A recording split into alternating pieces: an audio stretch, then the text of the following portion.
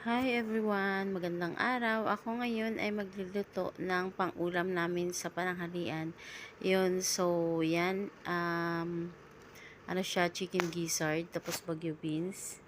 Pero ang ating bagyo beans ay pinakuluan ko na po yan para hindi siya, hindi ganun katagal. Pati yung ating atay. Tapos yung cabbage yan, hiniwa-hiwa ko na maliliit. Ayan, so tapos, yung chicken gizzard, pinakuluan ko na po yan. Kaya, hindi na yan siya masyado matagal magluto umaya. Ayan, meron tayong ceiling green. Hiniwa-hiwa ko na medyo maliit. Sibuyas, bawang, tsaka, ayan. Meron rin tayong ginisa mix, pampalasa. Ayan. Maglagay ako ng chicken cubes. And then, yung ginisa mix unti. Ayan. Parang ano siya, parang bechin. Yun. Pero hindi ko yan ubos isang sachet. Tapos, ayan. So, meron tayong paminta. And then, meron tayong soy sauce. Less salt yan siya. Hindi siya masyado maalat. Ayan. Tapos, yung, hiniwa-hiwa ko yung ating chicken gizzard. Pero, pinakuluan ko yan ng husto para malambot na siya. And then, ayan, nagpapainit ako ng kawali. Ayan, lalagyan na natin siya ng mantika kasi mag-start na tayo maggisa. So, yan, ito ngayon, yan ang ulamin namin ni Helen pananghalian. Ayan. So, may unting anghang siya. Mas masarap siya ng, may anghang dahil chicken gizzard, medyo malansa. Pero pinakulang ko yun ng husto na may luya. Kaya hindi na yan siya malansa. At malambot na yung ating chicken gizzard or balon-balunan ng manok. So, start na tayo mag-isa. So, lagi, inuuna ko yung sibuyas. Pag nag-isa ako, inuuna ko yung sibuyas. Tapos, isusunod ko yung ating bawang. Kasi, para sabay sila mag-little brown ng bawang. Kaya, inuuna ko ang sibuyas. Ang sibuyas kasi mas matagal unti mag-brown compare sa ating bawang. Ayan. So, mini-mix ko lang yung yung ating bawang at sibuyas diyan sa ating kawali na may mantika. Yan, and then isunod ko na yung ating chicken gizzard. Hiniwa-hiwa ko yan na maliliit. Yan, hiniwa-hiwa ko na maliliit para hindi siya ganun tapos malambot na din po yan dahil napakuluan ko yan. Siguro half hour ko siya pinakuluan para lumambot, kasi kahit bata pa yung ating atay siya ng mga 45 days ganyan, ay may katigasan talaga yung ating balon-balunan. And then maglagay na ako ng chicken cubes yan para ma-absorb na yung lasa dyan. Tapos hindi na rin ako maglalagay ng salt dahil nga may soy sauce na din. And then lagay natin yung ceiling green na hiniwa-hiwa ko ng maliliit. Ayan, so i-mix lang po yan. Tapos ang isunod ko dyan may unti ay ang cabbage, kasi nga yung bagyo beans natin, hindi na natin kailangan pakuluan ng husto dahil nga napakuluan ko na yun. Ay, hindi na natin dyan yan siya na lutuin ng medyo may katagalan dahil napakuluan ko na. Yan, maglagay tayo ng paminta. Dagdag less lansa ng ating balon-balonan. Actually, hindi naman talaga yan siya malansa dahil napakuluan ko yan sa luya. Ayan, sinabay ko dun sa pagpakulo kanina. Ayan. And then, ayan, nalagyan na rin. Next natin yung ating cabbage. Kasi yung bagyo beans ay hindi na kailangan niya ng short time lang po ang pagluto dyan. Dahil para mix lang ang lasa. Dahil nga yung ating bagyo beans ay napakuluan ko na po yan. Siguro 4 to 5 minutes ganun. Start nagkulo siya noon. Ayan. Kaya medyo malambot na yan. So, ipahuli ko yun ng halo. Ayan siya. So, yan ang aming ulam ngayong araw. Ayan. At saka yung hindi kasi kami kumakain ng niluluto nila pag dito kami sa bahay sa syudad, hindi kami kumakain ng luto ng tagaluto namin, nagluluto kami. Pag may time kami, pag hindi ganun kabisi, nagluluto kami ng ulamin namin ni Helen. So, minsan, yung alaga namin kumakain ng ganyan. Pero minsan, hindi kami kasi kumukuha doon ng pagkain sa baba, niluto ng pagkain kasi hindi naman kami sinasali doon. Kaya, nagluluto kami dito sa taas. Ayan, so yan ang aming ulam ngayon. Ayan, so medyo luto na yung ating cabbage siguro. Kailangan pag nagluto niyan, medyo half cook lang din naman. Ayan, so may unti. Isunod natin yung ating bagyo beans. Ayan, ang aming ulam for today.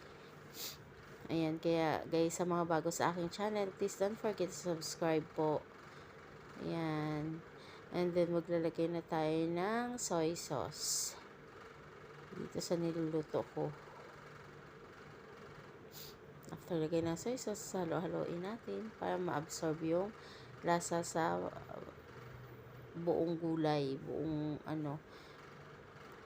siya, pantay ang lasa, pantay ang timpla. Ayan. So, ulit, sa bago sa aking channel, kung gusto nyo may matutunan, mga lang, simpleng recipe, mga sa hindi pa hindi pa marunong magluto, walang idea kung anong lulutuin, yan, pwede po kayo manood dyan sa mga recipe ko sa aking channel. And then, yung channel ko ay mix naman po yan. Mayroong baking, yung mga ginawa kong cake, hindi naman siya ganun ka-perfect, pero magkaroon kayo ng idea. Kasi, yung pag-video ko ay naka-video lang to. Hindi to actually yung kagaya ng iba, ang gagaling ng video nila. Dahil nga ako naka lang yung video ko para may pang-upload. Kasi nga, syempre, hindi ko pa mamahay to. Ayan, nagluluto lang ako para sa aming pagkain. Minsan, yan sa alaga ko. Kaya, ayan, naka-video to. Kasi nahihiya ako mag-video pagka yung amo namin nandyan. Ayan, so ilalagay na natin yung bagyo beans. Pinahuli ko po yan kasi napakuluan na po yan. So, yan, imimix lang natin ng husto para pantay ang lasa, tsaka pantay ang ma-absorb na ang lasa niya. Ayan, so halukayin natin ng husto yan para yung lasa dyan, timpla, ay ma-absorb dyan sa ating niluluto. Hindi siya yung para pantay ang lasa, pantay ang timpla, hindi siya yung ibang part ng ay matabang or di kaya walang lasa, kaya kailangan haluin natin ng gusto yan kahit gulay. So yan ang ating menu for today. Yan, so siya, chicken gizzard, ginisang chicken gizzard with cabbage and bagyo beans. So mag-add tayo ng soy sauce para mas malasa siya kasi unti lang kanina nilagay kong soy sauce. So ngayon nag-add tayo and then halukayin na naman siya, imimix siya natin ng husto. Itong niluto ko for today, dito siya, wala siyang sabaw, unting sauce lang siya, saktong-sakto dyan sa niluto ko. Ayan, kasi pag mga ganitong luto, hindi rin naman maganda pag may sabaw, so sakto-sakto lang yan. Ginisang chicken gizzard, tapos may bagyo beans and cabbage. Parang siya style, parang chop suey, pero hindi to siya chop suey. Yan, so lalagyan na natin ng ginisa mix. Yan, para mas lalong sumarap yung ating gulay.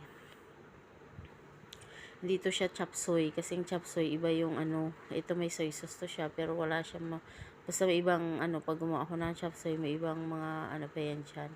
Ito hindi to siya, lang siya, nilagyan ko siya ng soy sauce, tsaka panimpla. Ginisa.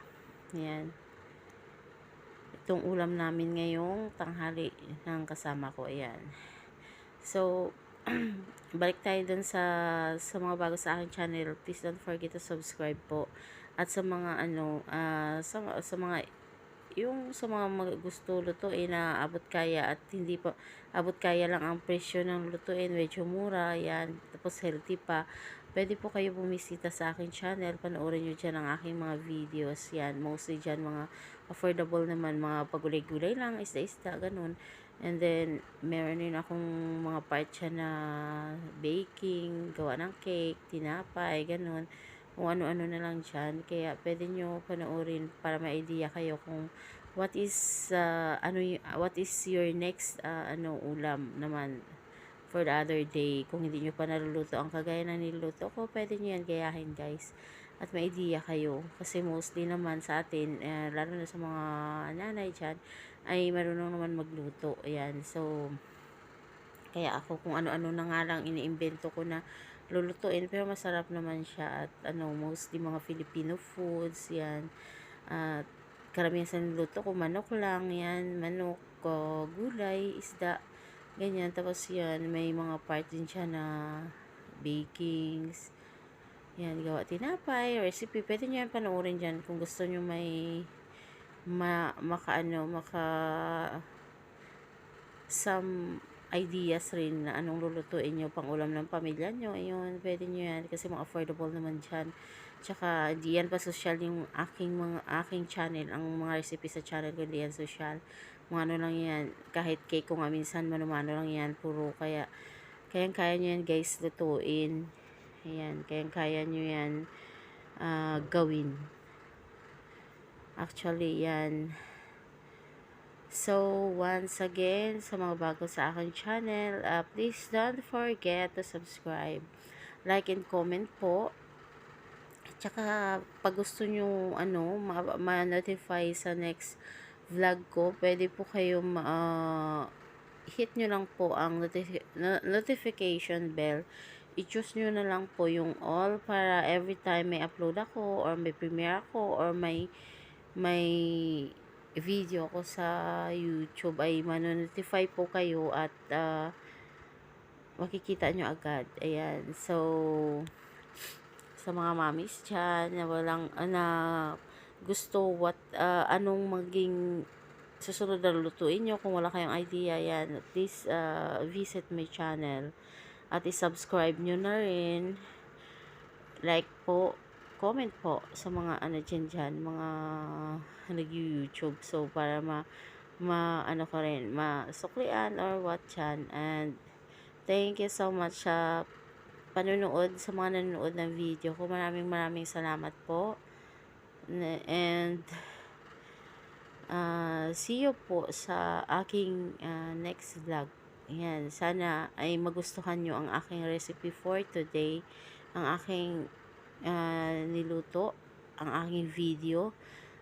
Basta po, wag nyo kalimutan, sana pag gusto nyong recipe ko, sana wag nyo kalimutan i-subscribe po. And hit the notification bell, choose all po, para ma-notify kayo sa next vlog po. Maraming salamat sa inyong lahat sa panunood ng aking video. God bless po. See you to my next vlog.